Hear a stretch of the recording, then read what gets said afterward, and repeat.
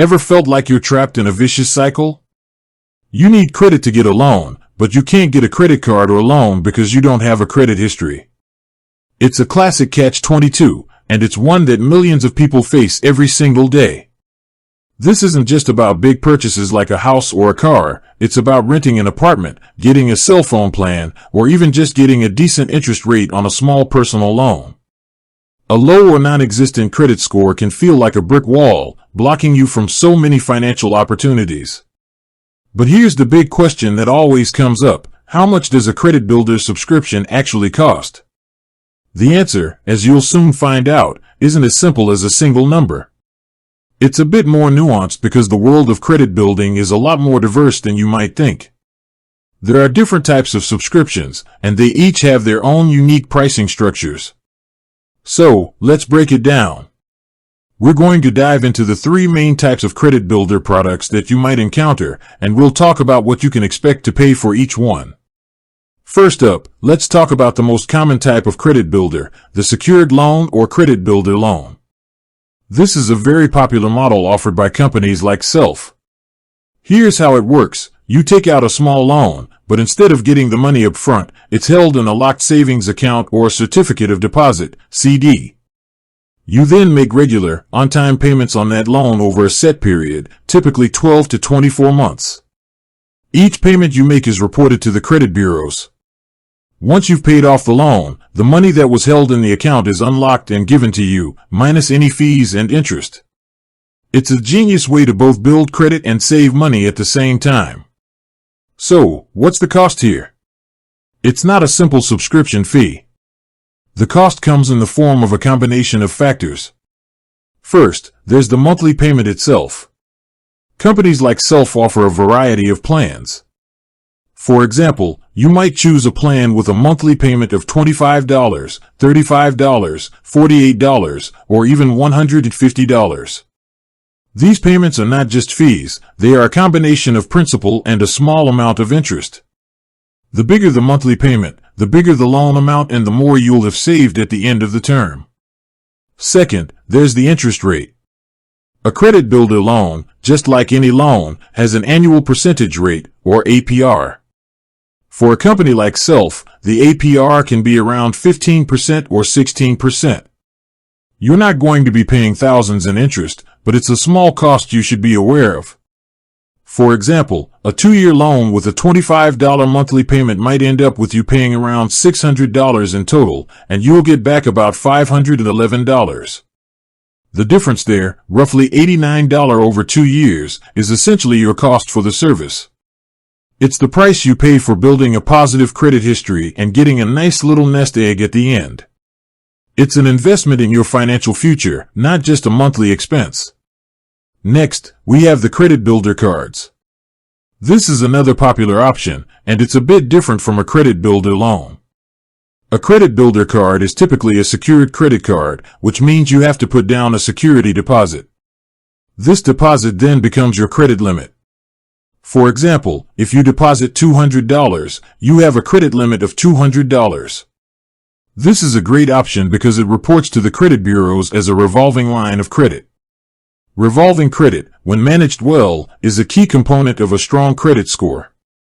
Companies like Chime and Petal offer variations of this model. So, what are the costs for a credit builder card? This is where it gets interesting because many of these cards are designed to be low cost, or even free, to help people get started. Many credit builder cards, like the one from Chime, have no annual fee, no interest charges, and no credit check to apply. You simply use the money you've already deposited, and as you make your payments, your activity is reported. The main cost here, if there is one, is the opportunity cost of having your money tied up in a secured account. However, with many of these cards, you can use that money to pay off your balance, which makes them much more flexible than a traditional secured card. Other credit builder cards might have a small annual fee. For example, a card might have a $25 annual fee after the first year. Or, a company like Petal might offer different tiers of cards, with some having an annual fee and others having none. You'll want to look closely at the terms and conditions to see what fees, if any, apply. The key takeaway here is that a lot of credit builder cards are designed to be as low cost as possible, often relying on other products they offer to make money. Finally, we have a category that has really grown in popularity recently, the rent and utility reporting services. Companies like Experian Boost, Flex, and others have found a way to leverage the payments you're already making and turn them into a credit building tool. These services connect to your bank account and identify on-time payments you've made for things like rent, utilities, and even streaming services like Netflix or Spotify. They then report this positive payment history to the credit bureaus, which can give your credit score a quick boost. So, what's the cost of these services? This is where you see a true subscription model. Experian Boost, for example, is a free service, which is fantastic. You just connect your accounts and they do the rest. Other services might charge a small monthly fee. For instance, a service might charge $6.95 per month to report up to 5 different utility or rent payments to the credit bureaus. With these services, the cost is a straightforward monthly fee, and the value is in leveraging payments you're already making to improve your financial standing. You're not saving money in a locked account or paying off a loan. You're simply paying for a service that reports your positive financial behavior. So, to summarize, the cost of a credit builder subscription isn't a single, universal price. It's a spectrum that depends on the type of product you choose. For credit builder loans, like those from Self, you're looking at monthly payments ranging from $25 to $150, but remember, a significant portion of that money comes back to you at the end. The real cost is the interest and fees, which could be around $100 over a 2-year period. For credit builder cards, you might pay nothing at all, or you might have a small annual fee, maybe $25.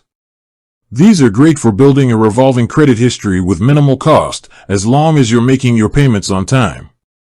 And for rent and utility reporting services, you're looking at a true subscription fee, which could be anywhere from free to around $7 a month, with the benefit being a fast and easy way to use your existing financial habits to improve your credit. Ultimately, the right cost for you depends on your personal financial situation and what you're trying to achieve.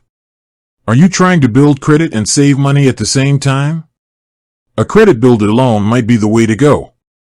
Do you want to build a revolving credit history with minimal friction?